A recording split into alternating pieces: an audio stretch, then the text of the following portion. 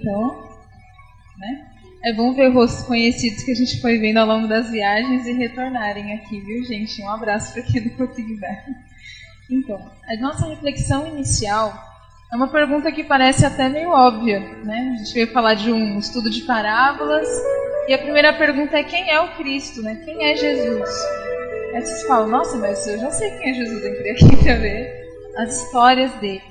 Mas é justamente esse o problema, né?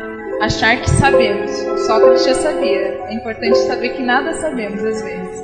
Então vamos começar do zero, essa história de saber quem é o Cristo. Vamos tirar as pedras do terreno do nosso coração para que a mensagem possa medrar e frutificar sem os impuros, sem os preconceitos, das ideias, do que a gente já sabe. Vamos tirar isso agora e vamos recomeçar. Quem é Jesus? Quando a gente vai para um evento, e às vezes tem um palestrante, para a gente saber se ele é importante, se dá para confiar no que ele fala, a gente fica atento a um momento da apresentação. Qual que é esse momento? Acho que eu acabei de falar, né? A apresentação, né? Aí chega lá o palestrante, PhD em neurociência, psicopedagogo, filósofo, e você fala, nossa, isso é importante, esse eu vou ouvir. Se Jesus subisse aqui agora, como que a gente apresentava ele? PhD? President. Quem? Como? Governador do planeta. Mas ninguém sabia disso quando ele veio. Então a gente ia chamar... o homem mais perfeito, né? Mas na época dele ninguém sabia disso. Ele era um carpinteiro, né? Será que a gente ouviu o que ele ia falar? Carpinteiro na evangelização? Sei não, hein? Será que ele sabe o que ele está falando? Quando a gente pensa na importância de um homem do ponto de vista material, a gente vai olhar os seus títulos, as suas posses, suas funções. E Jesus, para o mundo, quem era Jesus? Onde ele nasceu? Na região da Judéia. Era uma cidade importante para o mundo antigo? Não era nem de Alexandria, não estudou nada. Lá da Judéia. Tem uma história do Boa Nova que um doutor da lei fala, nossa, não vi nada de especial sair da Judéia, né? Que está numa conversa com Jesus. Jesus, então, tinha títulos? Não. Era carpinteiro, como eu tinha falado. Muitas posses? Não. Talvez só um par de sandálias no máximo. Então, aos olhos dos seus contemporâneos, quem era o Cristo? Ninguém. Aí a gente pode recorrer a uma outra história. Dizem que para conhecer alguém você tem que perguntar para a família, né? Para você conhecer uma pessoa, pergunta para o irmão dele quem ele é. O que os irmãos achavam de Jesus? Será que eles reconheceram? Mas eles viviam lá todo dia, eles viam que o Cristo era caridoso, que era humilde. Não era bem isso que eles pensavam. Eles achavam que as palavras dele eram muito estranhas, não compreendiam seus ensinos, e ele perdeu o espírito, né? Está lá no Evangelho segundo o Espiritismo. Kardec fala que os irmãos achavam que Jesus era louco, e inclusive se unem para se apoderar dele. Dá um fim nessa história. Olha aí. Quem era Jesus para sua família? Ovelha negra da família, né? Era um transtorno. Então, quando você vai olhando dessa perspectiva material, quantas imagens envolvem o Cristo? É por isso que a gente precisa de um outro crivo. Não é o crivo da matéria. Eu não meço um homem pelo que ele tem no banco, pelo título, pelo número de faculdades, pela função, pela especialização que ele tem. Não é isso. A gente vai medir um homem através das suas obras. Vamos olhar de uma perspectiva espiritual, então. Jesus era rico? Espiritualmente. Agora enganei vocês. Não dava para fazer uma lista de virtudes? Investimentos para a vida futura. Humildade, caridade, gentileza, respeito, justiça. E aí eu poderia ficar aqui o dia inteiro falando. Ele era rico. Qual é o título do Cristo? Vocês já falaram, espiritualmente falando. Governador do planeta. E aí a gente trouxe um trecho da Gênese, onde o próprio Kardec vai trazer essa questão, quem é o Cristo? Olha esse texto, gente, achei muito legal. Com efeito, Jesus, obscuro, pobre, nascido na mais humilde condição, no seio de um povo pequenino, quase ignorado e sem preponderância artística ou literária, apenas durante 3 anos prega sua doutrina, e em todo esse curto espaço de tempo é desatendido e perseguido pelos seus concidadãos. Só fazia o bem, e isso não o punha ao abrigo da malevolência que dos próprios serviços que ele prestava favoráveis para a missão de Jesus, né? Justamente o contrário, só coisas desfavoráveis. Condenado ao suplício que só aos criminosos era infligido, morre ignorado do mundo, visto que a história daquela época nada diz a seu respeito, nada escreveu.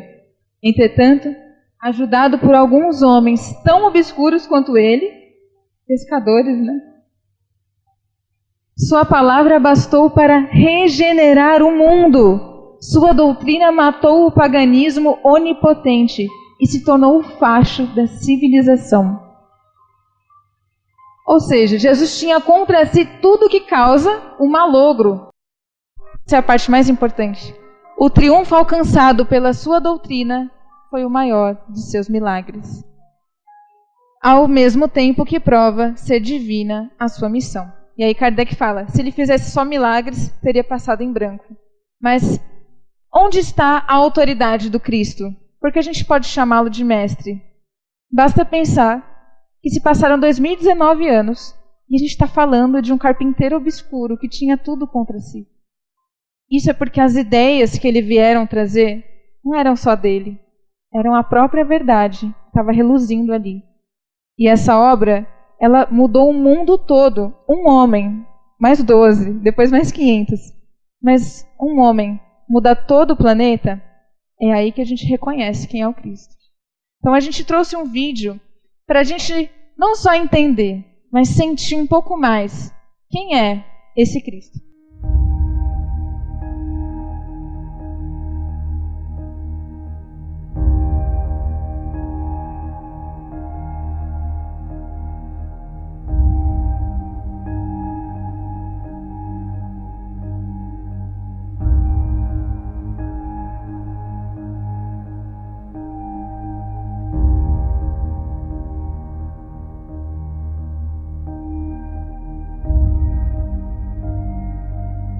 Quem é Jesus? Quantos anos ele tem? 33? 2000 anos? Para respondermos a essa pergunta, é necessário retroceder ainda mais no tempo. Sabemos, por meio da espiritualidade superior, que Jesus é o governador da Terra, e ele, liderando uma falange de espíritos angélicos e perfeitos, foi o responsável pela criação de nosso planeta. O globo terrestre tem aproximadamente 4,5 bilhões de anos. Mas a ciência do mundo não lhe viu as mãos augustas e sábias, e assim substituíram-lhe a providência com a palavra natureza. O seu amor foi o verbo da criação do princípio. Nele estava a vida verdadeira, e a vida era a luz dos homens. Estava no mundo. O mundo foi feito por ele, mas o mundo não o reconheceu. Além disso, para que ele chegasse a esse nível de perfeição, quantos bilhões de anos não se passaram desde quando foi criado? Jesus Cristo é um ser que existe além de nossa concepção temporal, e mesmo o legado de sua mensagem de amor, dos tempos em que habitou entre nós, ultrapassa a nossa compreensão. Ele havia enviado muitos emissários para trazer ensinamentos para a humanidade. Veio pessoalmente ensinar a lição sublime do amor, mostrando a todos nós que o melhor método de ensino é a própria exemplificação.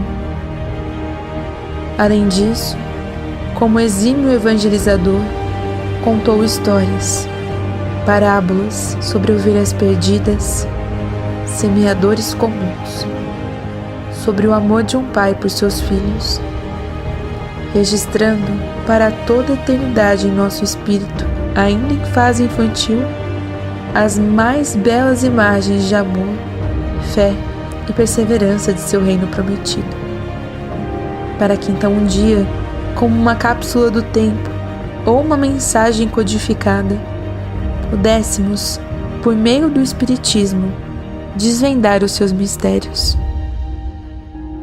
E agora, quem é Jesus para você?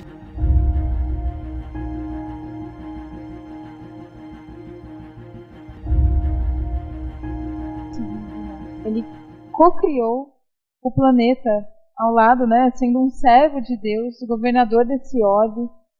Ele é um espírito muito mais antigo do que nós e ele escolheu uma forma para contar os mistérios dessa vida que ele já conhece, do reino de Deus.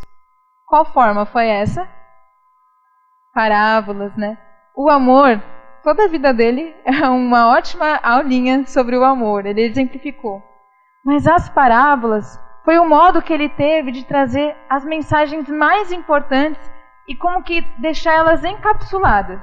Ou seja, elas é como se Jesus protegesse a verdade, que a gente não estava preparado para conhecer, e contou histórias. Histórias que os homens orgulhosos olhavam, né? Imagina um fariseu, que éramos nós, tá? Só para lembrar da reencarnação.